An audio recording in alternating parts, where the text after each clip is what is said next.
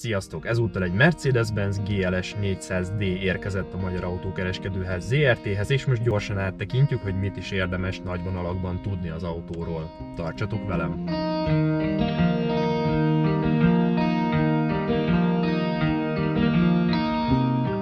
Ez egy legfrissebb harmadik generációs, vagyis 2020-as GLS 400D. A GLS szériának a gyártását egyébként 2006-ban kezdte meg a Mercedes, akkor még GL néven.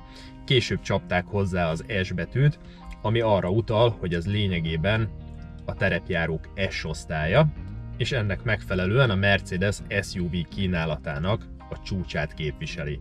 Méreteit tekintve egy igazi csatahajóval állunk szemben, ugyanis 5,2 méter hosszú, 2 méter széles, 1,80 magas és 2,7 tonnát nyom, valamint 7 ember számára elegendő hely található benne.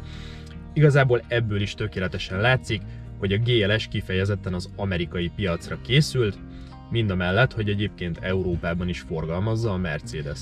Az autó alapára itthon nagyjából 33 millió forintról indul, ehhez jön még hozzá az AMG Line csomag, ami nagyjából egy 1,5-2 millió forintos összeget jelent. A motorháztető alatt egy 3 literes sor 6-os Iker turbós dízelerőforrás dolgozik, amely 330 lóerő és 700 Nm forgatónyomaték leadására képes. Az erőforráshoz egy 9 fokozatú automataváltót csatlakoztattak.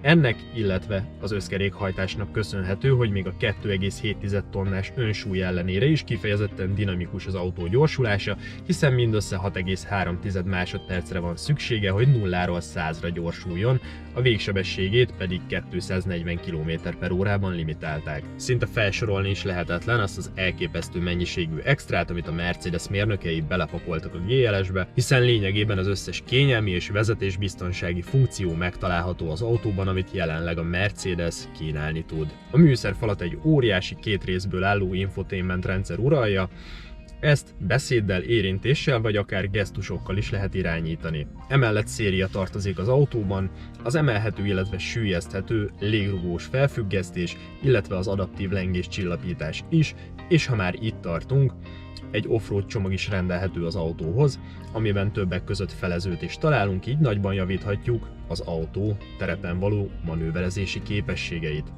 Gyakorlatilag nagyítóval kellene keresgélni, hogy bármiféle negatívumot fel lehessen hozni a GLS-sel szemben, hiszen minden porcikájából süt a Mercedesre jellemző minőség és precizitás, és lényegében nincsen olyan funkció, ami ne lenne megtalálható az autóban, így például a beltérben egy 64 féle színben világító LED-es hangulatfény is helyet kapott.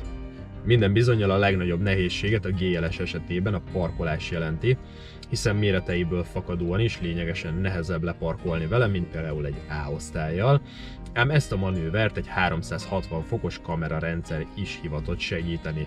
Bár a GLS hivatalosan 7 személyes, a harmadik üléssorba én szívem szerint leginkább csak gyerekeket vagy apróbb termetű felnőtteket ültetnék, ugyanis hátul meglehetősen szűkös tud lenni a hely, még annak ellenére is, hogy a GLS több mint 5 méter hosszú, viszont hogyha az összes ülést lehajtjuk, akkor több mint 2400 liternyi csomagtér áll a rendelkezésünkre.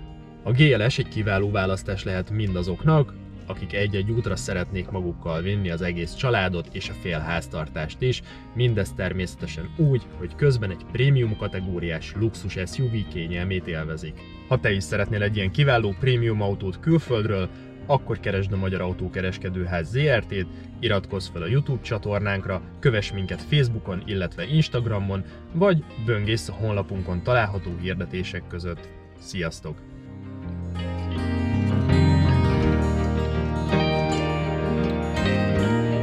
ECDH. Mindenünk az autód.